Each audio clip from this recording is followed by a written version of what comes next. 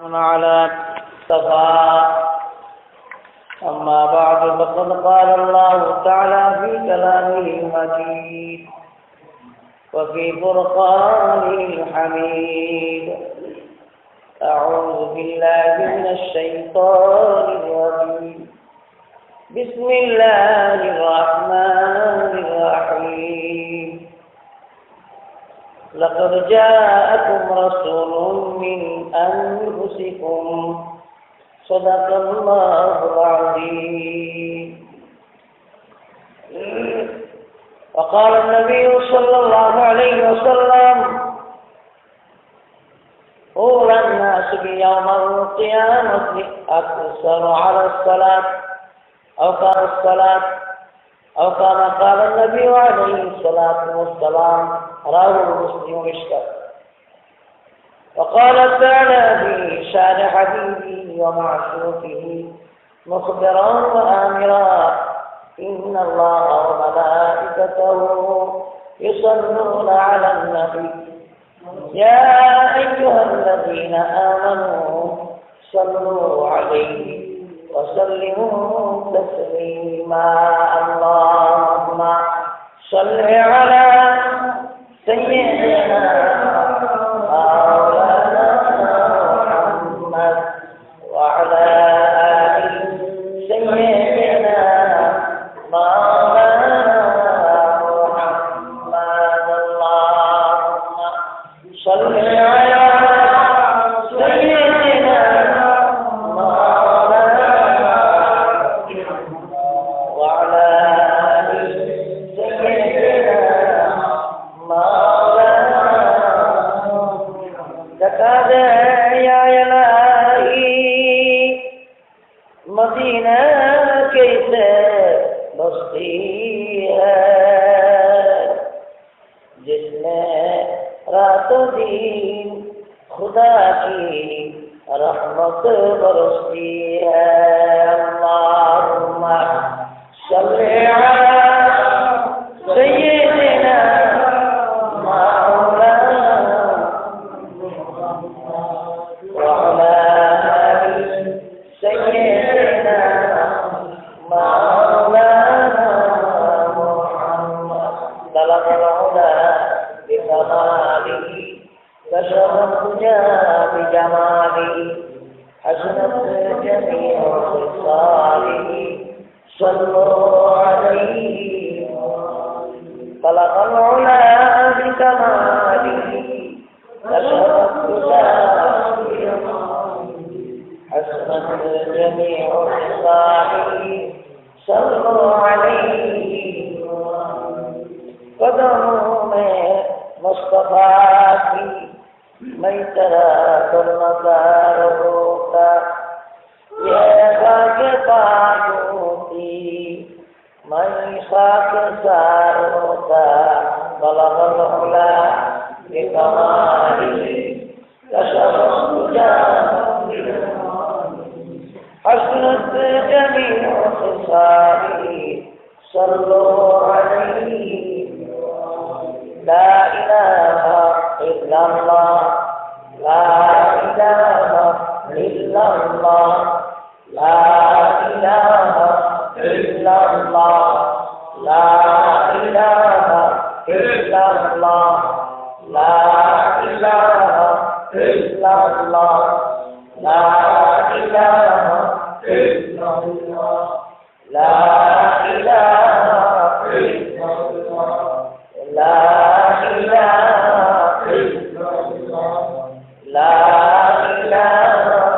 إلا الله لا إله إلا الله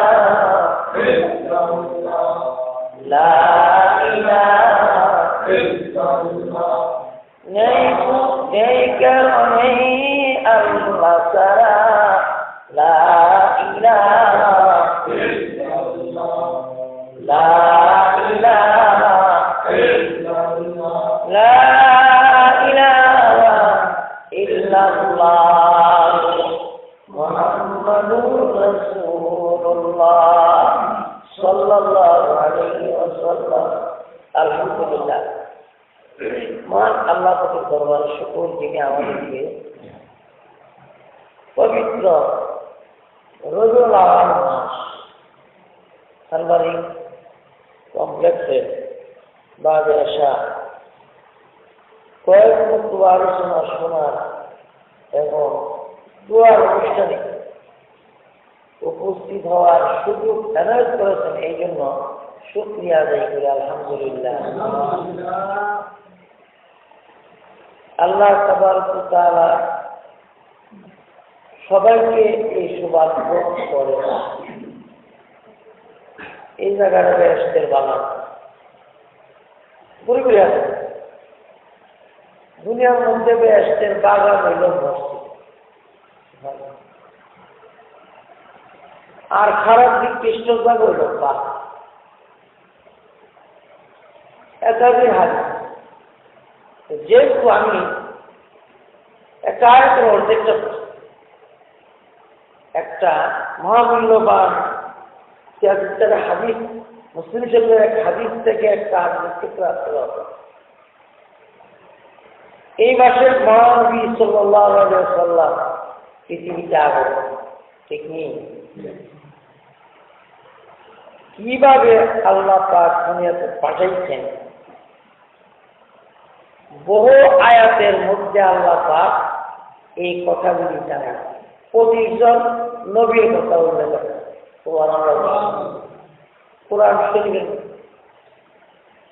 কোরআন শরীফের ওয়াজ কেউ অস্বীকার করার কোন কিছু আছে?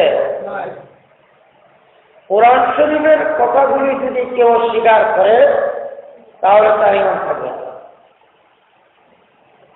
তাই মক্কা শহরে আল্লাহ পাক মুহাম্মদ সাল্লাল্লাহু আলাইহি ওয়াসাল্লামকে এই মাসে পাঠান। পাঠানের তারিখ নিয়ে মতানক্য আছে ইতিহাসিকতা হাদিসের মধ্যে। ঐতিহাসিকগণ এমনকি চাইরো মাযহাবের ইমামের একই কথা এই হাদিসের শেষে মুত্তাফিকুন আলাইহি শব্দটা বলা আছে। সমস্ত হাদিস বিশারদগুলো রাসূল সাল্লাল্লাহু আলাইহি ওয়াসাল্লাম এই মাসে কোন কোন তারিখে আসছে এই কথাগুলো এক একজনের এক এক মত। অধিকাংশ উলামায়ে কেরাম এই মাসের 12 রবিউল আওয়াল নির্ধারণ করছে। কিন্তু আল্লাহর নবী পৃথিবীর থেকে এই মাসে চলে গেছেন, এটাতে গোটা পৃথিবীর উলামায়ে কেরাম হাদিস বিশারদগণ চাইরো তরিকার মাযহাবের ইমামগণ একমত।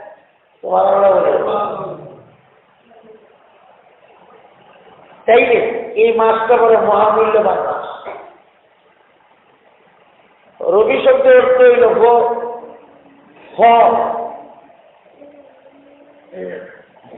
ফলের মৌসুমে আল্লাহ পাক এমন একটা মাসে পাঠাইছেন যেই মাসে কোন আরবে মক্কায় কোন অভাব অনটন একটু কম। তোমার লাগে না কেন এই মাসে কেন পাঠাইলেন? আরবের দুস্থ আছে আগের থেকে। কোন অতিথি আসলে তাদেরকে আপ্যায়ন করা এটা আগেকার নবীদেরও সুন্নাত। তাই আল্লাহর নবী পৃথিবীতে আসার আগেও এই সুন্নত জারি ছিল। পৃথিবীর সমস্ত আরব থেকে যখন মানুষ হজ করতে গেছেন, কেউ কেউ উট দ্বারা, কেউ কেউ পায়ে হাইটা, আমরা তো সবাই হাইটেও গেছে অনেকে, আমরা দেখছি না অবশ্য শুনছি। আর ফাইনালে গেছে যে এটা আমি দেখি। আমার উত্তর আল্লামা মুফতি নুরুল্লাহ সাহেব রহমতুল্লাহ আলাইহি উনি একাধিকবার ফাইনাল হয়ে গেছেন। তখন আমরা ছোট। জি, তো যাই হোক, তাদের এই দুস্তুর ছিল। এই জন্য আল্লাহ রাব্বুল আলামিন এই মাসে পৃথিবীতে আগমন করেছেন মহানবী সাল্লাল্লাহু আলাইহি ওয়াসাল্লামকে। বাবা যখন সন্তানের জন্য দোয়া করে কবুল হয়, বাবা ছিল হযরত ইব্রাহিম আলাইহিস সালাম। কাবা ঘর বানায়া একটা দোয়া করছিলেন। কি দোয়া? রব্বানা ওয়াবআথ ফীহিম রাসূলাম মিনহুম ইয়াতলু আলাইহিম আয়াতিক। আল্লাহ, ঘর বানাইলাম কাবা শরীফ, আমি তোমার দোস্ত হলি, তুমি আমার লক্ষ্য দিচ্ছ, আমার ছেলে ইসমাইল জমিয়া, তো তোমার কাছে একটা দাবি, হে আমার রব, হে আমাদের রব, রব্বানা ওয়াবআথ ফীহিম রাসূলা, তুমি একজন নবী পৃথিবীতে পাঠাইবা, যিনি সমস্ত নবীর সর্দার, আর পাঠাইবা অনেক পরে, শেষ নবী, ওনার পরে আর কোন নবী নেই। এই নবীটা আমার পুত্রে তুমি দান করো, তোমার কারণ আমি আমার সন্তান নিয়ে ঘর বানাইছি, আর এই ঘরে তওয়াফ করার জন্য তোমার নির্দেশ, লোকজন আসবে, শেষ নবীকে তুমি আমার পুত্রে পাঠাও। এই নবীর দোয়া আল্লাহ কবুল করছে। সুবহানাল্লাহ। কোরআনের আয়াত, ঠিক না? রব্বানা ওয়াবআথ ফীহিম রাসূলা। আল্লাহ রাব্বুল আলামিন ডাকেন, ইব্রাহিম তোমার দোয়া কবুল করেছি, কারণ তুমি হইলা সমস্ত নবীদের পিতা, আবুল আম্বিয়া, নবীদের পিতা, জাতির পিতা। ইহুদিরও জাতির পিতা, খ্রিস্টানদেরও জাতির পিতা। ইব্রাহিম আলাইহিস পরে যত নবী পৃথিবীতে আসছে, সবার কি হবে? সবার দোয়া করে। আর এই দোয়ার বিনিময়ে আল্লাহ রাব্বুল আলামিন আখির জামানার পয়গম্বর পাঠাবে। এটা নির্ধারণ তো আগেই আলাদা মিসালের মধ্যে, কিন্তু এই পুত্রের মধ্যে ইসমাইল আলাইহিস সালামের বংশের মধ্যে পাঠাইছে। ইসমাইল আলাইহিস সালামের বংশরা ছিল মক্কা শরীফ। সুবহানাল্লাহ। লিল্লাযী বিবাক্কাতা মুবারাকাও ওয়া হুদাল লিল আলামিন। বরকতময় শহর মক্কা শরীফ। আল্লাহর ঘরের বিনিময়ে আল্লাহ পাক এই পুত্রে, কুরাইশ নামক এক পুত্রে মহানবী সাল্লাল্লাহু আলাইহি সাল্লামকে পাঠাইছে। সংক্ষিপ্ত কথা বলি,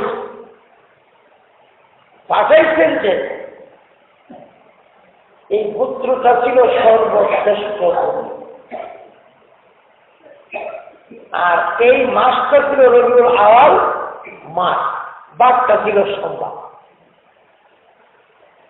তো রবিউল আওয়াল মাসে পাঠাইয়া সোমবার দিন নওদিন নবরাত্র শুভে সাদেকের সময়, রহমতের সময় পৃথিবীতে আগমন মুহাম্মদুর রাসূলুল্লাহ সাল্লাল্লাহু আলাইহি ওয়াসাল্লাম। এর দ্বারা রাসূল হাদিস বর্ণনা করেন, উম্মত আমার এমন একটা সময় আল্লাহ পাক প্রেরণ করেছেন, যেই সময়ে আল্লাহ বান্দার দোয়া কবুল করেন, ওই রহমতের সময় দুনিয়াতে আমাকে পাঠাইছে। আবার উম্মতের মধ্যে যদি কেউ ওই রহমতের সময় ওই প্রভুর কাছে কান্নাকাটি করে, আমি রাহমাতুল লিল আলামিনের খাতিরে তার জিন্দেগির গুনাহ আল্লাহ মাফ করে দেয়। এই হলো সময়ের ফজিলত।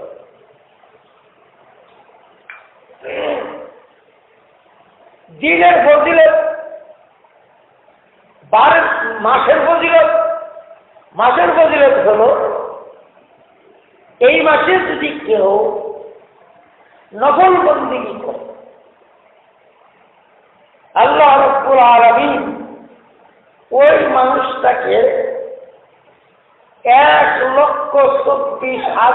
পয়গম্বরের দুয়ার বিনিময়ে যে নেকি ওই উম্মতকে দান করে।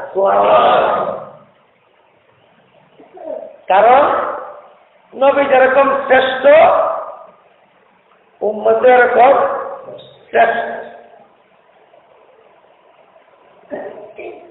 আল্লাহ قال النبي صلى الله عليه وسلم يوم القيامة أنا خاتمهم على الأنبياء। কিয়ামতের ময়দানে সমস্ত নবীদের জন্য আমি সবার আগে দাঁড়াবো, কথা বলবো আল্লাহ পাকের কাছে। এর আগে কোন নবী কোন মানুষ কথা বলার অধিকার পাবে না। সুবহানাল্লাহ বলেন। শুধু তাই নয়, নবী দুটা বলেন সমস্ত নবীদের জন্য আমার সুপারিশ কার্যকারী। আমাদের কিছু যখন চাইবে অবস্থা থাকবে, হাসরের ময়দানে মানুষ হাহাকার করবে, পানি পানি করবে। উম্মতেরা প্রত্যেক নবীদের কাছে যাবে, আদম আলাইহিস থেকে নিয়ে কা পর্যন্ত কেউ সাহস করবে না। মুহাম্মদুর রাসূলুল্লাহ সাল্লাল্লাহু আলাইহি ওয়াসাল্লাম সেজদার অবস্থা থাকবে। সেজদার মধ্যে 38 হবে 7 দিন থাকবে। সুবহানাল্লাহ বলেন। কয়দিন? 7 দিন। 7 দিন পরে আল্লাহ পাক ডাক দিবে, বন্ধু আমি আপনাকে শ্রেষ্ঠ নবী এবং শেষ নবী, আপনার উম্মতকে শ্রেষ্ঠ উম্মত বানাইলাম। 63 বছর হায়াতে জিন্দেগির মধ্যে কাঁদছেন নিজের জন্য না উম্মতের জন্য, ঠিক কিনা? কিন্তু এখন আর এখানে আর কাটতে হবে না, যা চাইবেন তাই পাইবেন। সুবহানাল্লাহ বলেন। আপনার সুপারিশ যা করবেন তাই হবে। এখন এই হাদিসের দ্বারা বোঝা গেল নবী শ্রেষ্ঠত্ব এবং মর্যাদা, ঠিক কিনা? আয়াতের মধ্যে মর্যাদা ওই দিকে।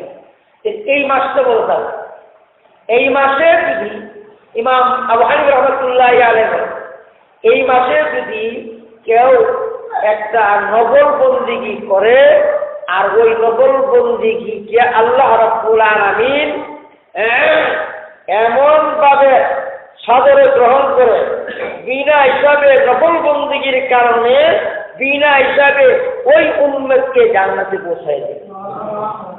কারণ হলো দুইটা। কি কারণ?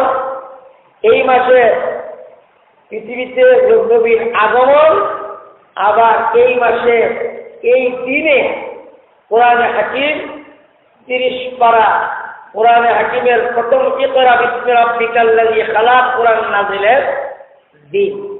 মাসটা হইল নবীর আগমনের মাস, দিনটা হইল কোরআন নাযিলের দিন। আর এই কোরআন নাযিলের দিন আর এই মাসে বেশি বেশি সাহাবায়ে কেরাম ইবাদত করতেন, নফল বন্দেগী করতেন বেশি বেশি। এখন হুজুর আকরাম সাল্লাল্লাহু আলাইহি ওয়াসাল্লাম কি করতেন? এই মাসের একটা বার আছে সোমবার, ঠিক না? প্রতি মাসেই সোমবার, প্রতি সপ্তাহে সোমবার আসে, আসে না? এই সোমবার দিন, প্রত্যেক সোমবার দিন রাসূল রোজা রাখেন। সুবহানাল্লাহ বলি, রোজা রাখেন। তাকে জিজ্ঞেস করে দিয়া রাসূলুল্লাহ, আগে দিতে গুনাহ আপনার মাস, আপনার কোনো খাতা নাই, নবীদের কোনো খাতা নাই, কুসুম নাই, কোনো কিছু নাই, কেন গো এত নামাজ পড়েন?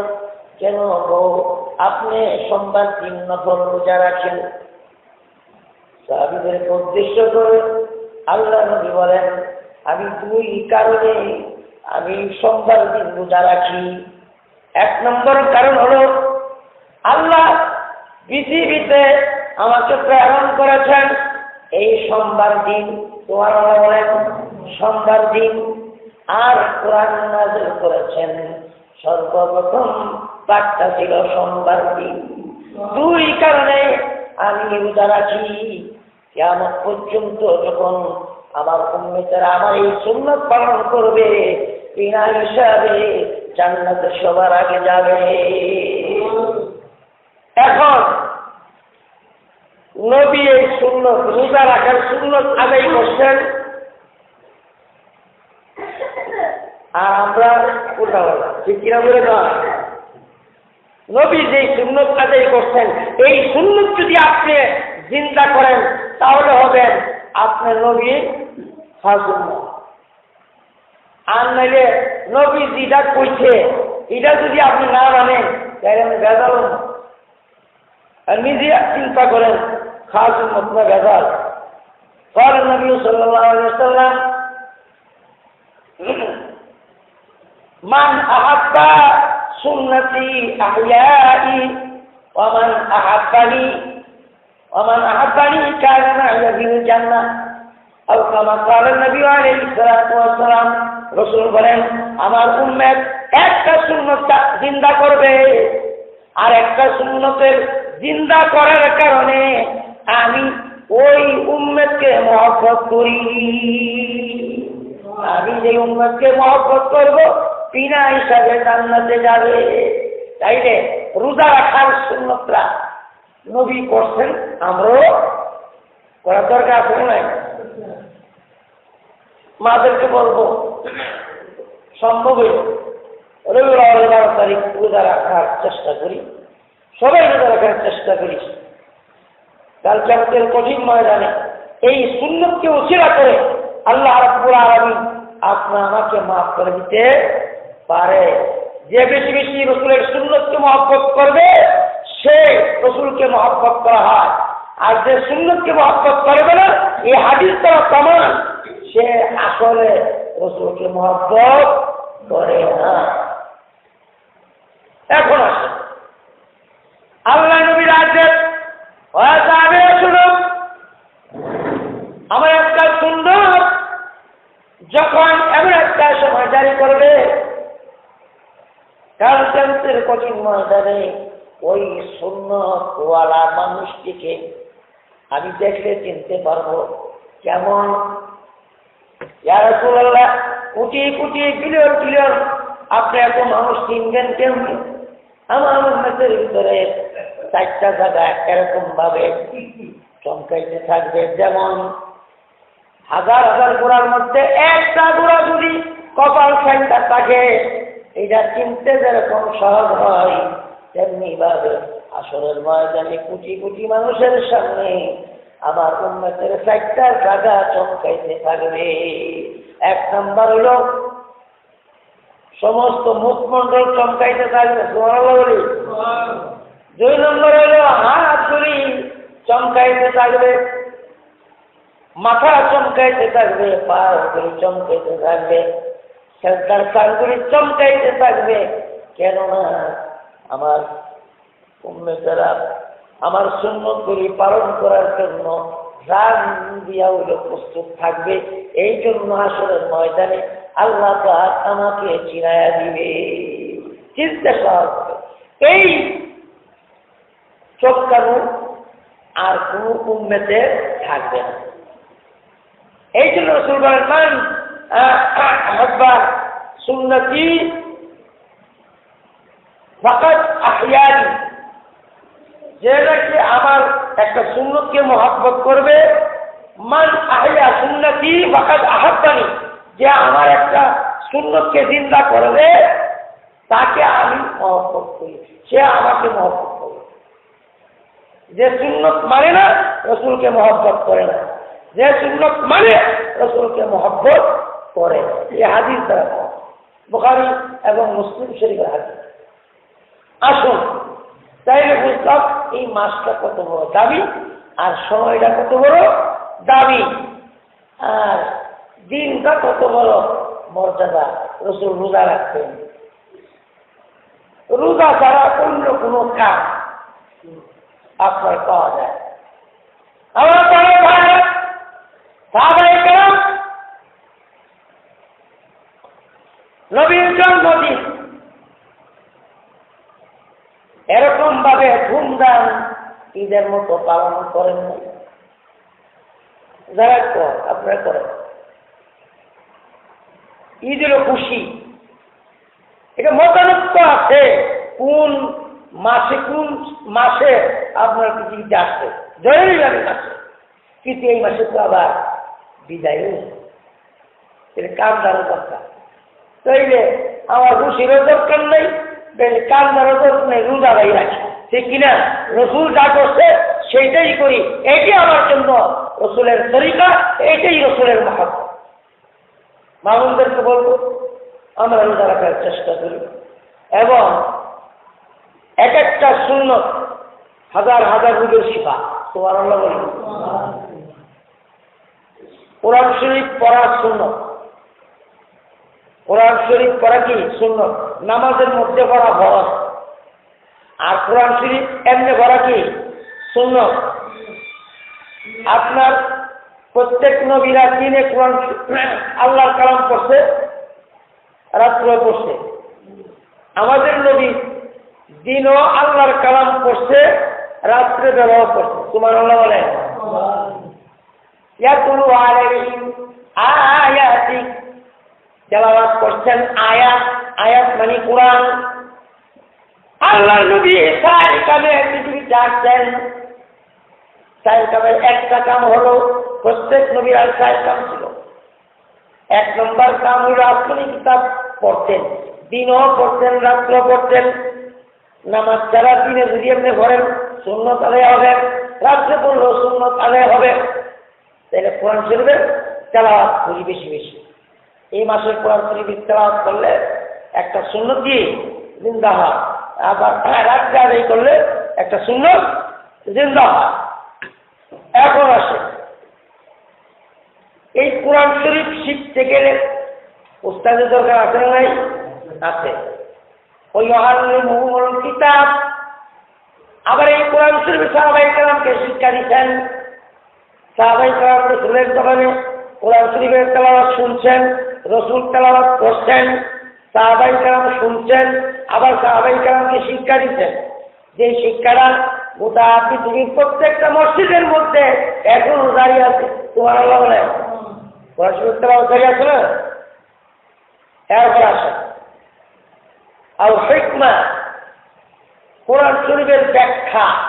হাদিস শরীফ শিক্ষা দিচ্ছেন রসুল। দারে আরকাম, সাফা মারওয়ার পাহাড়ের নিচে দারে আরকাম একটা মাদ্রাসা। সাহাবায়ে কেরাম ওইখানে কোরআন শরীফের ব্যাখ্যা শিখছেন, আবার মাসলামাতে শিখছেন। কিভাবে নামাজ পড়বেন, কিভাবে রোজা রাখবেন, কিভাবে উযু করবেন, কিভাবে কি করবেন, প্রত্যেকটা প্রয়োজন অনুসারে আল্লাহর নবী শিক্ষা দিতেন। সুবহানাল্লাহ বলেন।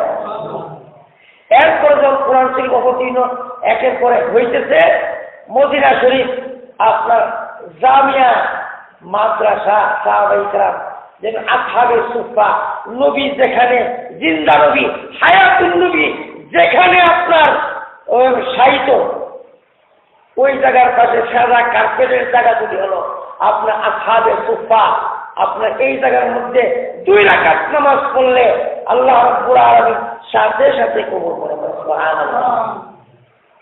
আসেন গেল 3 নম্বর। 4 নম্বর কাজটা কি, কেন নবী আসছেন?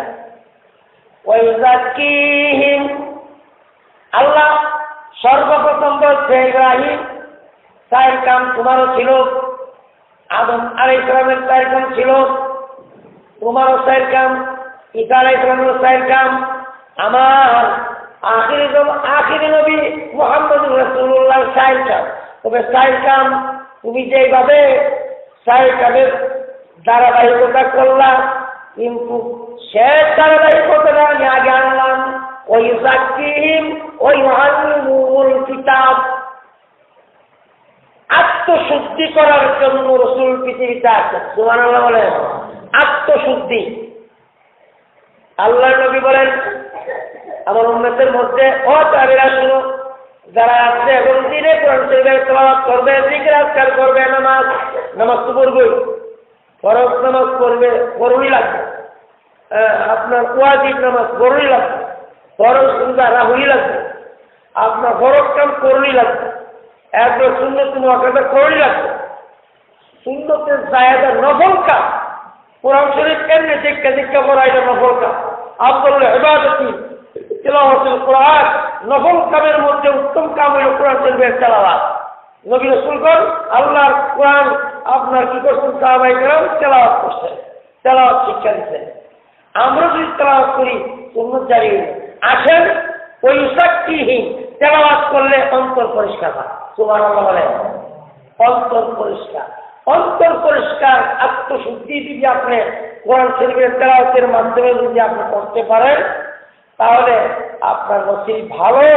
হাসরের ময়দানে বিনা হিসাবে চাই পুরুষ হোক চাই মহিলা হোক, আল্লাহ পাক জান্নাত দিয়ে আছে। সুবহানাল্লাহ বলেন।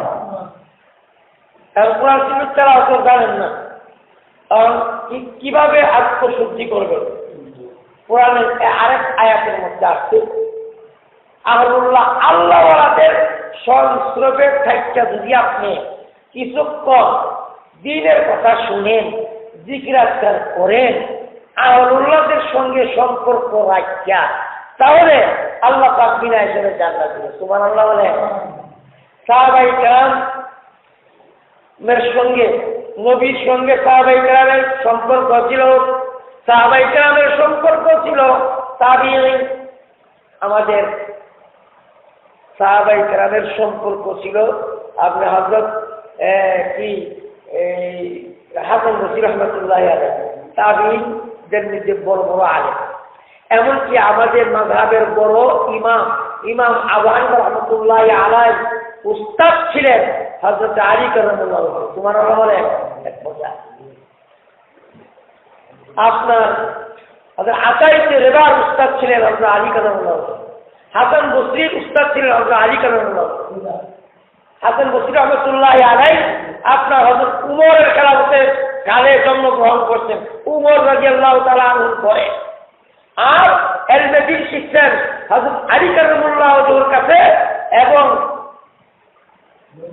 আত্মশুদ্ধিও করছেন হযরত আলী কারামাল্লাহু ওয়াজহুর কাছে। এখন নাই আমাদের আসলে দিন সাহেব মাযহাবের ইমামগণের কাছে কোরআন শরীফের তেলাওয়াত শিখছেন, আত্মশুদ্ধি করার জন্য জিকির আজকারও শিখছেন। সুফিয়ানে কেরাম চাইরো তরিকার ইমামগণ জিকির শিখাইছেন। এর মধ্যে আব্দুল কাদের জিলানী, মাইনুদ্দিন চিশতি রহমাতুল্লাহি আলাইহি, আপনি এমনি কত পীর হক্কানি পীর মাশায়েখগুলি আছে, তারা হইল আহলুল্লাহ। ওই আহলুল্লাহদের সঙ্গে সম্পর্ক রাখতে যদি আপনি আল্লাহ পাওয়ার জন্য চেষ্টা করেন, ওই জিকিরের মাধ্যমে আপনার আত্মা শুদ্ধ হবে। এই জন্য আল্লাহ নবী বলেন, আমার উম্মতের মধ্যে বিনা হিসাবে এই সিলসিলা যখন জারি থাকবে, বিনা হিসাবে জান্নাতে যাবে। এই মাসে আত্মশুদ্ধি করার মাস, যদি ইবাদত করবেন, এই ইবাদত আপনাকে আল্লাহ পাক সদর গ্রহণ করবে। ভাই বুজুর্গ, একটা কথা বলি, ফরজ করুন লাগবো, ওয়াজিব করুন লাগবো, কিন্তু সুন্নত মুআক্কাদা করুন লাগবো। কিন্তু নফল কাম করলে লাভে কি?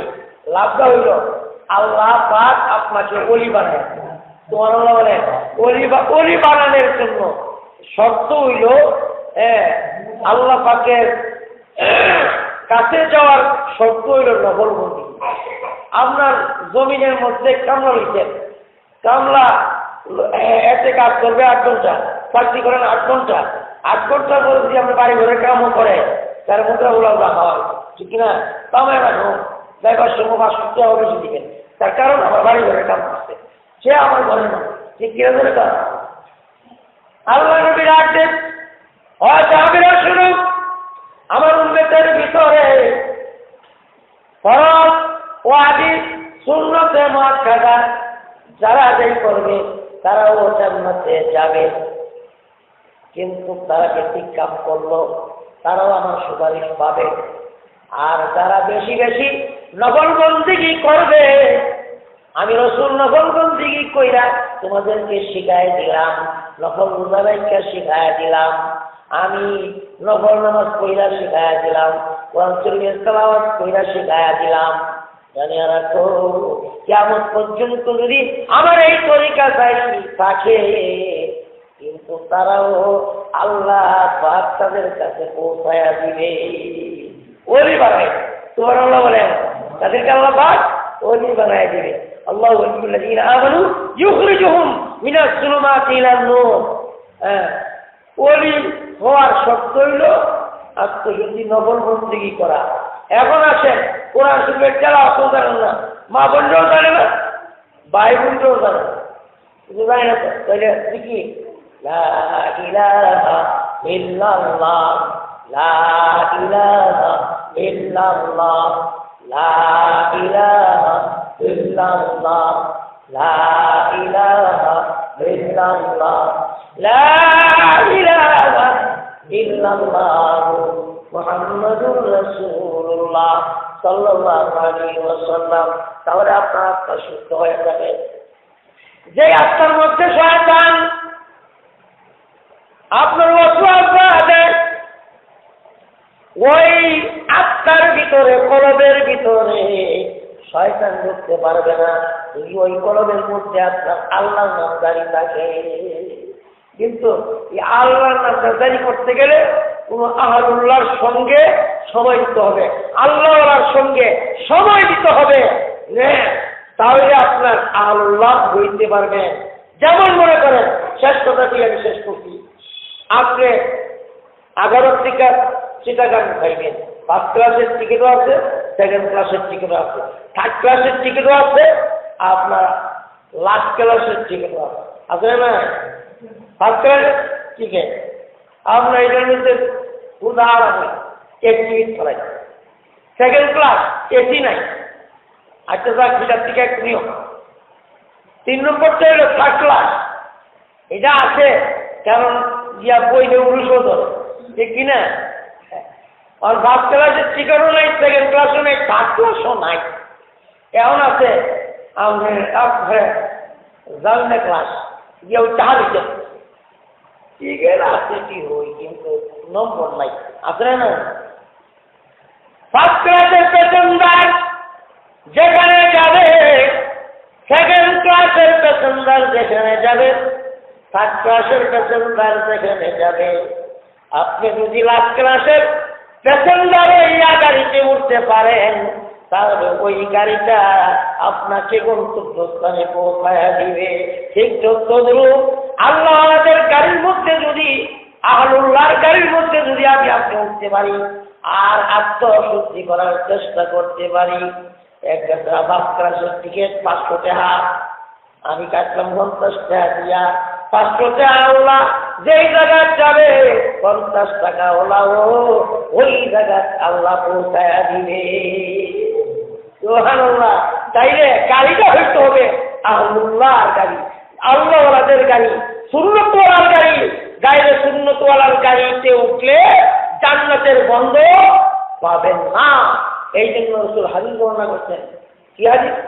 قال النبي صلى الله عليه وسلم أولى الناس بيوم القيامة أقصرهم على الصلاة أو كما قال النبي عليه الصلاة والسلام। কাল কিয়ামতের কঠিন ময়দানে উত্তম উম্মতের মধ্যে ওই মানুষটা উত্তম হবে যে উত্তম মানুষটা সদা সর্বদা বেশি বেশি জিকির করেছে এবং বেশি বেশি আমি নবীর উপরে দুরূদ শরীফ বেশি বেশি পড়েছে। সুবহানাল্লাহ বলে। আকসারুহুম আলা সালাত, এই সালাতের শব্দ হলো দুরূদ, নফল কাজ। দুরূদ শরীফ বেশি বেশি করে নবীর উপরে বললেন, জিকির আজকার করলেন। আত্মশুদ্ধি কইরা যদি আপনার দুনিয়াতে যাইতে পারেন, রাসূল বলেন উত্তম মানুষ আমার উম্মতের মধ্যে ওই ব্যক্তি বেশি বেশি যে দুরূদ শরীফ নফল বন্দেগীর মধ্যে বেশি বেশি দুরূদ শরীফ পড়ে। সুবহানাল্লাহ বলেন। আর কোন দুরূদ শরীফ? قال النبي صلى الله عليه وسلم قولوا اللهم صل على سيدنا محمد وعلى آل محمد كما صليت على إبراهيم وعلى آل إبراهيم إنك حميد مجيد। বুখারী এবং মুসলিম শরীফের মধ্যে হাদিস আছে যে নাকি নামাজের আত্মাহিয়াতুর ভিতরে যেই দুরূদ, এই দুরূদ শরীফ যদি আপনি পড়েন, একবার পড়লে আপনার 10টা নেকি আল্লাহ পাক দান করবে, 10টা ইজ্জত বাড়ায় দিবে, 10টা গুনাহ আল্লাহ পাক মাফ করবে। এই 30টা। আর হাদিসের মধ্যে আছে 100 রহমতের দরজা আল্লাহ পাক ওই বান্দার প্রতি খুলে দেন। সুবহানাল্লাহ বলি। 100 দরজার মধ্যে 30টা হলো দুনিয়ার, একবার যদি এই দুরূদ শরীফ পড়ে, আর বাকি 30 গেলে কাছে করা, হ্যাঁ, এই 70টা রহমতের দরজা পরকালে আল্লাহ পাক খুলে দেন। সুবহানাল্লাহ বলে।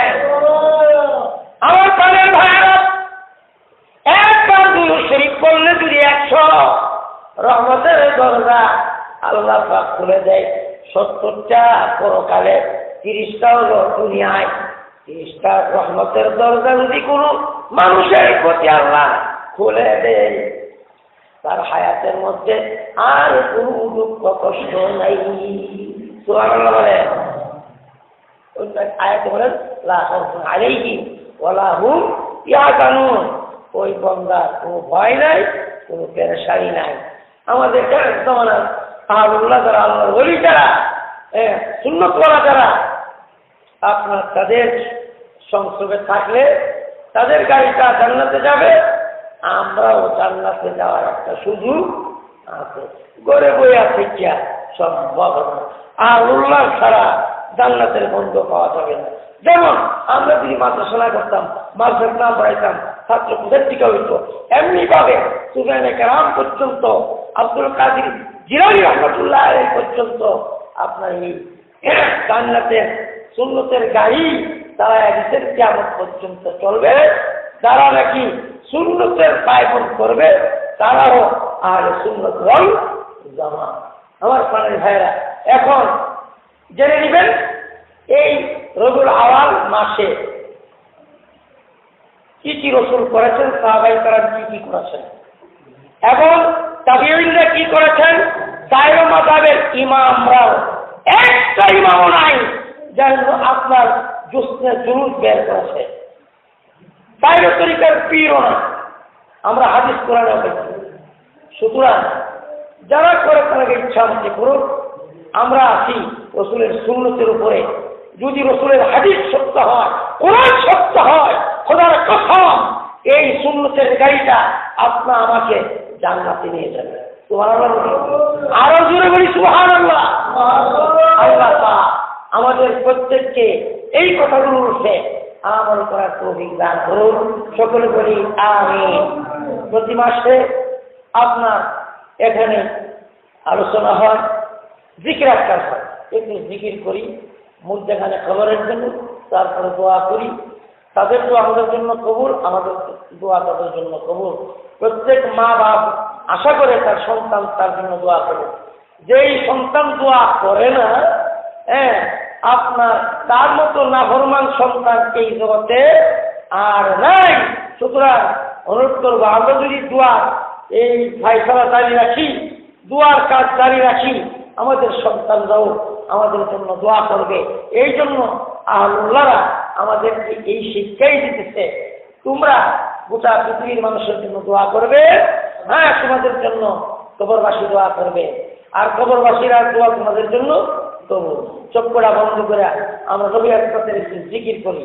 লা ইলাহা ইল্লাল্লাহ, লা ইলাহা ইল্লাল্লাহ, লা ইলাহা ইল্লাল্লাহ, লা ইলাহা ইল্লাল্লাহ, লা ইলাহা ইল্লাল্লাহ, লা ইলাহা ইল্লাল্লাহ, লা ইলাহা ইল্লাল্লাহ, লা ইলাহা ইল্লাল্লাহ, লা ইলাহা ইল্লাল্লাহ, লা ইলাহা ইল্লাল্লাহ, লা ইলাহা ইল্লাল্লাহ, লা ইলাহা ইল্লাল্লাহ মুহাম্মাদুর রাসূলুল্লাহ সাল্লাল্লাহু আলাইহি ওয়াসাল্লাম।